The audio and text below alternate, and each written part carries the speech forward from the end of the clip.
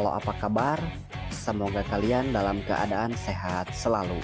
Kali ini kita akan merangkum film yang berjudul Mad Money, menceritakan tiga wanita yang maling secara konsisten hingga mereka menjadi sukses dari hasil malingnya. Sebelum lanjut bagaimana cerita selanjutnya, kita intro dulu.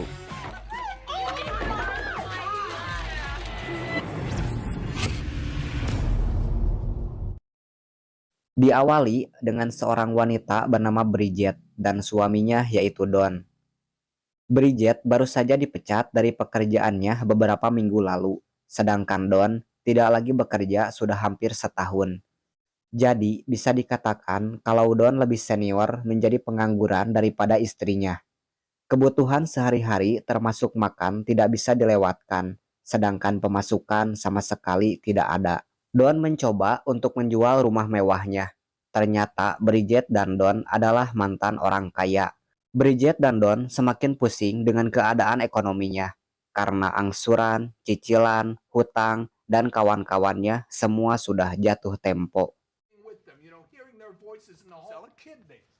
Bridget sempat melamar pekerjaan ke berbagai perusahaan, tapi karena memang sedang sial, dia tidak mendapatkan petunjuk. Namun, mantan ART Bridget yang bernama Selen mengatakan ada lowongan kerja menjadi cleaning service di sebuah bank. Secara terpaksa daripada tidak makan, akhirnya Bridget bekerja di bank tersebut. Hari pertama Bridget bekerja, dia diberitahu oleh cleaning service senior apa saja yang harus dikerjakan. Saat dibawa ke ruang pengawas CCTV, dia melongo melihat layar yang menampakkan ruangan-ruangan penuh dengan uang. Rupanya bank tersebut adalah tempat percetakan uang baru dan peleburan uang lama. Lalu Bridget dibawa ke tempat peleburan uang lama, dan dia semakin melongo melihat begitu banyak uang dihancurkan. Insting badog pun mulai muncul. Bridget mulai merencanakan sesuatu.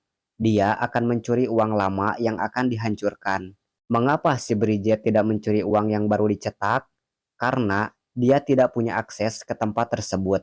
Bahkan dia tidak tahu tempatnya di mana. Sambil bekerja, Bridget mulai mencari tahu tempat di mana saja yang tidak terpantau kamera. Bridget tidak bisa melakukan maling sendiri, karena itu akan sangat sulit. Dia membutuhkan orang lain yang bekerja di bank tersebut.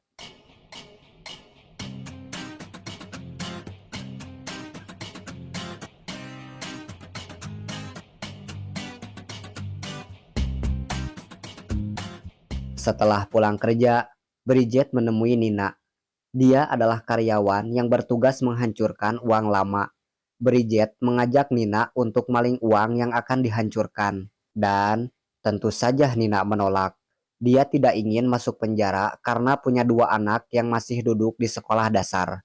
Terlebih dia adalah seorang janda. Nina mengatakan tidak pernah ada karyawan yang melakukan hal itu karena sudah pasti ketahuan.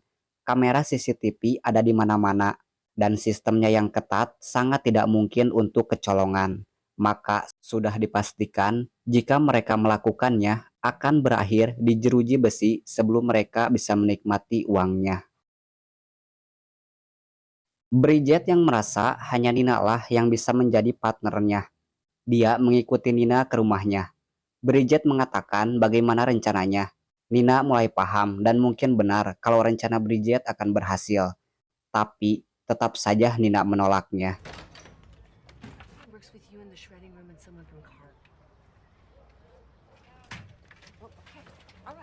Tapi karena anaknya sebentar lagi akan masuk SMP dan membutuhkan biaya yang tidak sedikit, sedangkan piduitunnya belum terlihat, akhirnya insting badog pun mulai muncul. Akhirnya Nina setuju dengan rencana Bridget, dan mereka membutuhkan satu orang lagi yang bekerja sebagai pengantar uang. Dia adalah wanita yang punya sikap ugal-ugalan, yaitu Jackie. Malam harinya, Bridget dan Nina mengajak Jackie ke sebuah kafe. Mereka mengatakan rencananya pada Jackie. Tanpa berpikir, tanpa berlama-lama, tanpa takut resiko, bahkan tanpa spasi, Jackie langsung setuju. Bridget dan Nina heran. "Ada apa dengan wanita ini?" Namun Jackie hanya menjawab, "Saya miskin." Dan mereka pun akan maling dimulai besok. Sebelum berangkat kerja, Bridget menyelipkan gembok pada ikat pinggangnya. Dan saat sarapan di tempat kerjanya, Bridget memberi kode pada Nina agar bersiap. Lalu Nina meneruskan kodenya pada Jackie. Namun ternyata Jackie tidak mau melakukannya. Bridget dan Nina heran pada Jackie. Kemarin dia setuju dan sangat yakin, tapi sekarang dia malah takut untuk melakukannya. Hari selanjutnya, Bridget tidak putus asa. Dia memberi kode lagi pada Nina. Lalu Nina meneruskan kode itu pada Jackie. Ternyata Jackie setuju. Dia memberi kode bahwa dia siap melakukannya. Sungguh gadis yang sulit ditebak. Rencana pun dimulai. Sambil membersihkan berangkas yang kosong, Bridget menukarkan gembok berangkas tersebut dengan gembok lain yang sudah disiapkan. Lalu dia menghafal nomor berangkasnya, dan gembok yang asli dia ambil yang nantinya akan disimpan di kamar mandi. Lalu Bridget memberitahu Jackie nomor berangkas yang telah ditukarkan gemboknya. Semua berangkas kosong pun telah diisi dengan uang lama untuk dibawa ke tempat penghancuran. Beruntunglah, Jackie mendapat bagian mengantar berangkas sesuai dengan nomor yang diberitahu Bridget. Saat akan memasuki lift dan di sana tidak terpantau kamera, Jackie membuka gembok tersebut dan mengambil uangnya. Kemudian dia memasukkannya ke tempat sampah. Nina pergi ke kamar mandi. Dia mengambil gembok yang asli yang sudah disiapkan Bridget beserta nomor berangkasnya. Kemudian dia kembali ke tempat kerjanya. Saat berangkas dengan nomor yang sama datang, Nina menukarkan gembok berangkas tersebut dengan gembok yang asli yang sudah dia ambil dari kamar mandi. Nina pun tersenyum. Mengapa dia tidak melakukan itu sejak dulu? Mungkin sekarang sudah menjadi miliarder. Bridget sebagai cleaning service mengambil uang yang telah disimpan Jackie dalam tempat sampah. Lalu dia mengamankannya di kamar mandi. Dan saat akan pulang, Bridget, Nina, dan Jackie menyembunyikan uang tersebut di dalam baju dan celana mereka.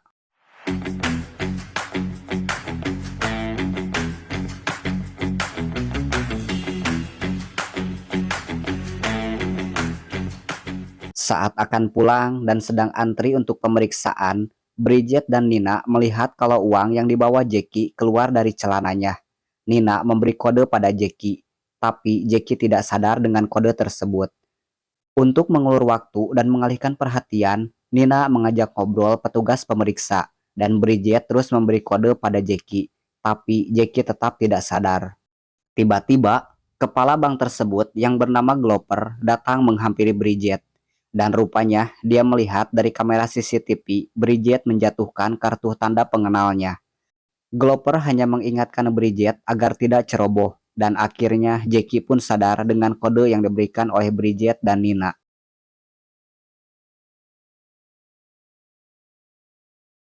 Bridget, Nina, dan Jackie pergi ke rumah Bridget untuk membagi uang tersebut. Setelah dihitung, dengan sangat kegirangan, mereka mendapatkan $91.000 atau sekitar 1 miliar lebih.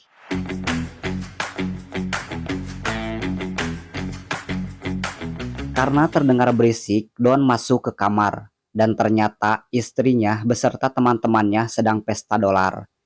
Sebagai suami yang baik, meskipun pengangguran, dia melarang istrinya untuk melakukan hal tersebut. Don takut kalau nanti aksi malingnya Bridget ketahuan. Tapi Bridget berkata, "Ini bukan mencuri sayang, ini mendaur ulang. Dicuri atau tidak, uang ini akan tetap dihancurkan." Bridget, Nina, dan Jackie terus melancarkan malingnya. Meskipun tidak setiap hari, tapi mereka konsisten dan disiplin dalam menjadi badog.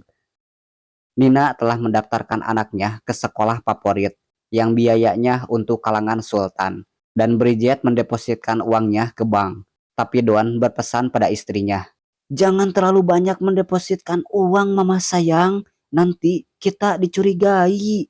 6 bulan kemudian, Bridget, Don, Nina, Jackie, dan suaminya yaitu Bob berkumpul di restoran mewah untuk merayakan kesuksesan mereka dalam menjadi maling.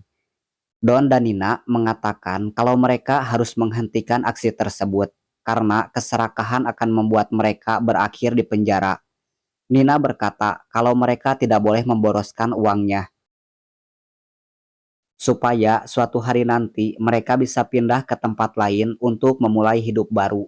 Tapi Bridget menyarankan aksi tersebut harus terus berlanjut sampai uang mereka benar-benar tidak bisa dihitung. Ternyata Bridget membeli cincin berlian yang sangat mahal. Nina yang mengetahui hal itu langsung mengambilnya. Bridget mengatakan kalau itu palsu.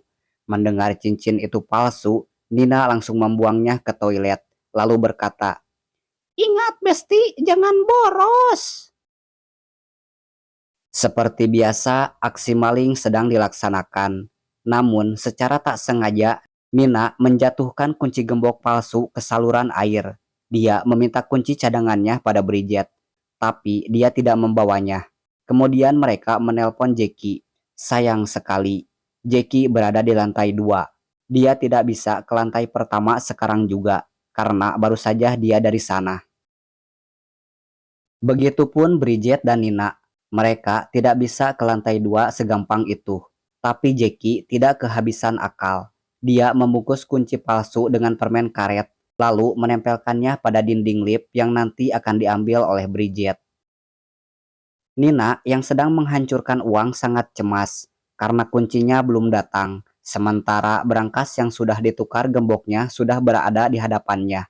Barry, sang penjaga ruangan tersebut, melihat Nina sangat gelisah. Lalu dia menghampiri Nina, dan beruntunglah kunci palsu dengan tepat waktu diantarkan oleh Bridget.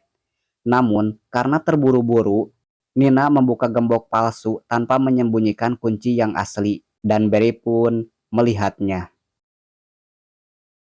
Setelah pulang kerja, Barry menemui Nina. Dia memegang dada Nina dan berkata, "Aku tahu yang ada di dalamnya." Nina pun sadar kalau Barry mengetahui aksinya. Kemudian Barry pergi sambil menyuruh Nina untuk menghentikan malingnya. Bridget, Nina, dan Jackie berunding. Mereka menyuruh Nina untuk menemui Barry dan mengajaknya bergabung. Malam selanjutnya, Nina menemui Barry di rumahnya. Nina menawarkan kesepakatan pada Barry, karena Barry butuh biaya pengobatan untuk ibunya yang sakit, dan ternyata dia juga menyukai Nina. Barry pun setuju untuk ikut gabung. Bridget and the Gang yang sekarang membernya bertambah yaitu Barry, seperti biasa berkumpul di rumah Bridget untuk bagi hasil. Setelah mereka mendapatkan bagiannya, Nina menghampiri Barry, dan Barry mengatakan kalau dia menyukai Nina. Dengan senang hati, Nina menjawabnya dengan ciuman mesra.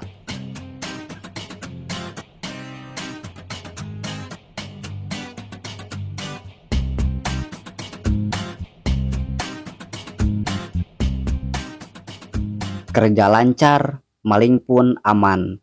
Itulah idaman karyawan yang lemah iman.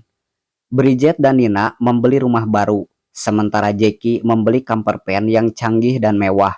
Karena Jackie dan Bob tidak punya rumah, mereka tinggal di camper van. Jackie pun membelikan suaminya motor Harley Davidson. Namun akhirnya aksi mereka mulai terdeteksi. Penyebabnya adalah Bob. Dia melakukan transaksi di bank lebih dari $10.000. Tentu saja hal itu membuat pihak berwajib jadi curiga. Bob yang pengangguran bisa transaksi sebesar itu. Gerak-gerik Bridget and the Gang sekarang diawasi oleh detektif yang bernama Richard. Dia mulai curiga kalau uang yang mereka miliki berasal dari bank tempat mereka bekerja. Bridget and the Gang berkumpul untuk mencari solusi. Barry yang seorang petugas keamanan mengatakan tidak ada yang bisa memenjarakan mereka selama barang bukti tidak ada. Dan masalahnya, uang yang mereka miliki masih dalam bentuk cash dan sangat banyak. Satu-satunya cara adalah dengan melenyapkan uang tersebut.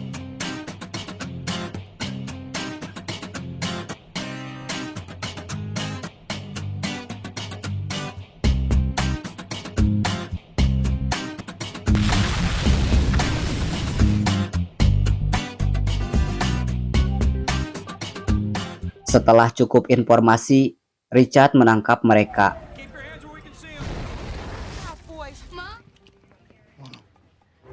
Namun Bridget berhasil kabur dengan membawa satu tas penuh dengan uang. Rupanya Bridget menemui pengacara terkenal bernama Bryce.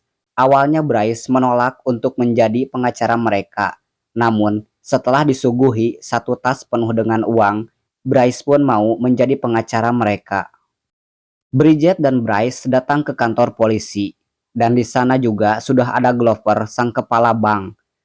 Bryce mengatakan pada Richard, tidak ada undang-undang yang melarang Bridget and the gang memiliki uang, dan tidak ada bukti kalau mereka telah mencuri. Dan yang menjadi penguat adalah Glover yang tidak ingin reputasinya buruk sebagai kepala bank, bahkan dia bisa dipecat jika terbukti secara terpaksa mengatakan kalau di banknya tidak mungkin terjadi pencurian. Sistemnya sangat aman dan tidak ada data tentang hilangnya uang. Mau ada data gimana, Mang Glover? Uang yang dicurinya juga uang yang akan dihancurkan. Akhirnya Bridget dan gengnya bebas, dengan syarat mereka menyerahkan semua uang yang ada pada mereka.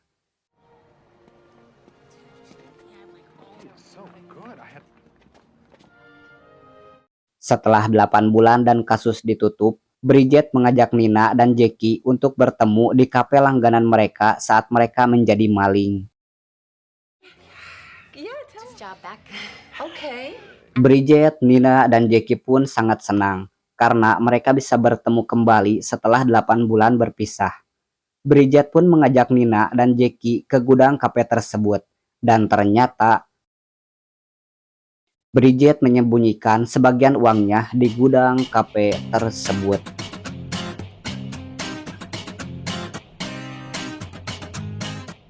Dan film pun selesai. Ingat, tetaplah menjadi biasa meskipun mendadak kaya. Jangan jadi sombong dengan apa yang kita punya, apalagi hasil maling.